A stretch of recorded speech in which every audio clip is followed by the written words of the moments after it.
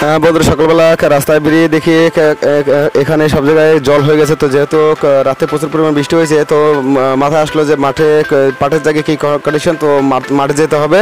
তো মাঠে রওনা হয়ে গেলাম। हेलो गाइस, मैं हूं एनबीएच और है मेरे चैनल एनबीएच ग्रुप ब्लॉग। तो আজকে সকালবেলা ভোরে উঠেছি ঘুম থেকে। তারপরে সারা রাত প্রচুর পরিমাণে বৃষ্টি হয়ে গেছে। তো জানি না মাঠের কন্ডিশন কি। আমরা পাট জাগ দেওয়ার জন্য সেখানে জলের একটা গাড্ডা করেছি। তো জানি না সেখানে ভেঙে গেল কিনা, তো সেটাই দেখতে যাচ্ছি। চলো চলতে আর জলদি আমার ওই সাবস্ক্রাইব বাটনটা ক্লিক করো আর আমার সাথে জুড়ে থাকো। তো বন্ধুরা, ফাইনালি মাঠের দিকে জমিতে যাচ্ছি যেহেতু, তো প্রচুর পরিমাণে হাওয়া বইছে, বৃষ্টি এখনও একটু থেমে গেছে। তো গাছ দেখতে পাচ্ছ, গাছপালা কীরকম দুলছে। তো এদিকে কলা বাগানের কন্ডিশনও খুব খারাপ, এদিকে গাছ পড়ে যাবে এরকম ভাব। প্রচুর পরিমাণে হাওয়া বইছে যেহেতু এটা আমাদের কাকাদের জমি। এখন এই সকালবেলা ছাপড় দিচ্ছে কলা গাছে, নয়তো কলা গাছ ভেঙে পড়ে যেতে পারে। তো বন্ধুরা, ওই যে ওই যে আমরা জলের চেম্বার বানিয়েছি, ওইখানে পাটের জাগ দিয়েছি। তো চলো সেখানে যাওয়া যাক, দেখি কী কন্ডিশনে আছে তারা।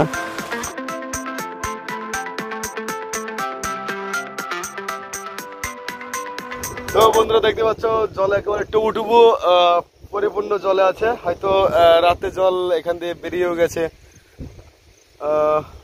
অবস্থা খুব শোচনীয়। হয়তো এরকম 4 দিন চললে পরে এটা ভেঙেও যেতে পারে। তো ওই পাশটার কি অবস্থা সেটাও একটু দেখার দরকার আছে, যেহেতু রাত ভোর প্রচুর পরিমাণে বৃষ্টি হয়েছে। তো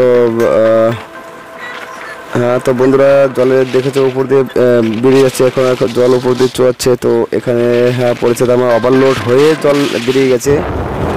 তো বন্ধুরা, প্রচুর পরিমাণে হাওয়া, তো দারুণ লাগছে, একটা ফিলিংসই আলাদা। সকালবেলা মেঘলা আকাশ, তো এত সুন্দর হাওয়া, এই তো বিপদের সংকেত বলা যায়। কারণ অসময়ে বৃষ্টি মানে কাজ সব হয়ে গেল। এই লাস্ট ফিনিশিং এ বৃষ্টি হয়ে গেল, একটা সমস্যাই হতে পারে। যার বিশেষ করে যাদের কলা আছে তাদের সমস্যাটা বেশি হবে। মাঠ প্রায় পরিষ্কার, হয়তো এই পাটগুলো দেখতে পাচ্ছ, হয়তো এখন যে সময়, এই সময়ের মধ্যে মাঠ আরও পরিষ্কার হয়ে সব কাজ কমপ্লিট হয়ে যায়। যেহেতু এবছরের ওয়েদারটা একটু প্রচুর পরিমাণে গরম ছিল, কিন্তু বছর হিসেবে পাট অনেকদিন লাস্টিং করে গেল, যার জন্য হচ্ছে পাটটা এখন পর্যন্ত মাঠে রাখা সম্ভব, পাট মরে যায়নি। তো হয়তো একদিনের মধ্যেই ক্লিয়ার হয়ে যাবে। চলো একটু গাঙের পাড়ে যাওয়া যাক। তো বন্ধুরা, তারপরে গাঙ্গে পাড়ে যাওয়ার জন্য প্রস্তুত হয়ে গেলাম এবং যাচ্ছি যেহেতু। তারপর দেখতে পাচ্ছ বন্ধুরা, এখানে একটা কলার জমি, বেশ কিছু কলা গাছ ভেঙে পড়ে গেছে। বেচারাদের খুব একটা ক্ষতি হয়ে গেল। তো হয়তো এই সাইডটা দিয়ে একটু হাওয়াটা বেশি বইছিল। তো বন্ধুরা, আমি রওনা হয়ে গেলাম, জমিতে প্রায় পৌঁছে গেছি। তো বন্ধুরা, দেখতে পাচ্ছ আমার পায়ের কি কন্ডিশন, জুতোতে কাদা জড়িয়ে গেছে। তো পাটের জমিতে প্রচুর পরিমাণে তোমার পাটের গোছা থাকে, তো সেই আগের দিন আমার পা কেটে গেছে। তো আজকাল খালি পায়ে শ্বাস পাইনি। সেদিন সাপ তাড়া করতে গিয়ে অলরেডি পা কেটে গেছে, সেটা আগের ভিডিওতে দেখেছো হয়তো। এই দেখো, এখন একটু শুকিয়ে গেছে, খুব হয়েছে, তাই আজকাল খালি পায়ে আসার সাহস পাইনি। বলা যায় না কখন কি পড়ে যায় সামনে, তখনই তার পেছনে ছুটতে হবে। এই জন্যে পায়ে জুতো থাকা ভালো অবশ্যই, কারণ এর মধ্যে খালি পায়ে দৌড়ানো যায় না। তো ফাইনালি বন্ধুরা, পাটের জায়গার কাছে প্রায় চলে এসেছে। এখানে দেখতে পাচ্ছে জল, তো এখানে জল ছিল না, শুকনো ছিল। তো বন্ধুরা, এখানে আমাদের 9টা পাটের জায়গা আছে। তো এখানে প্রত্যেকটা জায়গায় আমরা পাটকাঠি ফুটতে রেখে গিয়েছি। তো বন্ধুরা দেখতে পাচ্ছ এখানে কাশফুল শরতের একটা সবথেকে সৌন্দর্যতম একটা দৃশ্য। এখানে কাশফুল ফুটলে পরে চারিদিকটা পুরো ভরে যায়। তো এগুলো যখন ফুটবে তো একটা অবিশ্বাস্য একটা সৌন্দর্য ফুটে উঠবে। সেটা নেক্সট আমরা ভিডিও বানাবো, যেহেতু এখানে সে শুধু এই জায়গাটা না, এখানে আশেপাশে যত জায়গা আছে সেখানে সব জায়গায় কাশফুল ফুটে। ওই সামনে দেখো ওখানে কাশফুল ফুটে গেছে অলরেডি। তো ওখানে এখন শরতের টাইম, তো আস্তে আস্তে সবাই ফুটে যাবে। তো সেই সৌন্দর্য একটা আলাদা রকম সৌন্দর্য। সেটা একমাত্র নদীর পাড়ে, খাল বিল, তার পাশে যদি কাশ বন থাকে তাহলে সেখানে দেখা যায়। তো ওই শরৎ ঋতুর মানেই আলাদা একটা অনুভব, মানে সৌন্দর্য, যেটা হচ্ছে হালকা ঠান্ডা হালকা গরম, দারুণ একটা ফিলিংস। এসেছে শরৎ, হিমের পরশ লেগেছে হওয়ার পরে, সকালবেলা ঘাসের আগায়। তো এই মুহূর্তে তো শিশির রেখা দেখাতে পারছি না, কারণ সারা রাত শিশির রেখা পড়েনি, তো বাদল রেখা ধরেছে সারা রাত। তো কাদায় কাদা হয়ে গেছে মাঠ।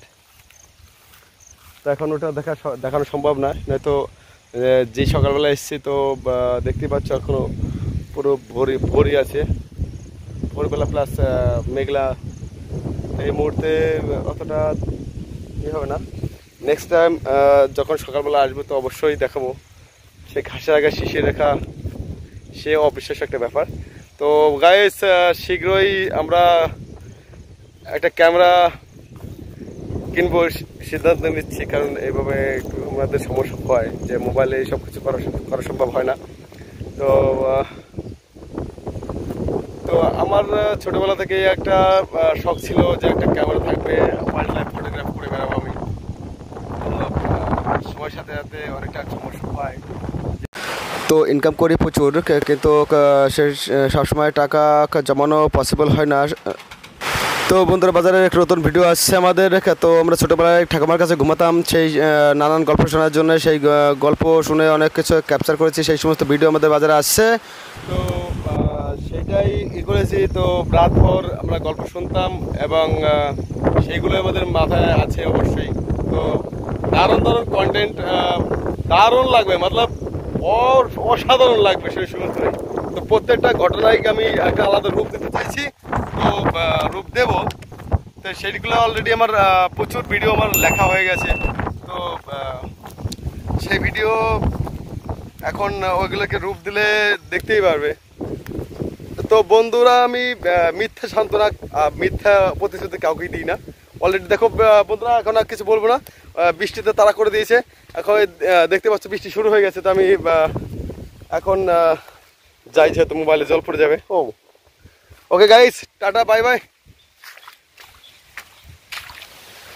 তো দেখো বন্ধুরা, বৃষ্টি শুরু হয়ে গেছে। তো এখন তো মনে হচ্ছে বাড়িতে যেতে যেতে পুরো ভিজে কাকে ছায়া হয়ে যাব। দেখো বৃষ্টি তো মনে হয় না যে বৃষ্টি থামবে সহজে। দেখতে পাচ্ছ বন্ধুরা, পুরো ভিজে গেছি, ভিজে বাড়িতে চলে এসেছি, যেহেতু বৃষ্টি থামার নাম নিচ্ছে না। আজকের মতন এখানে সমাপ্ত বন্ধুরা, টাটা, বাই বাই।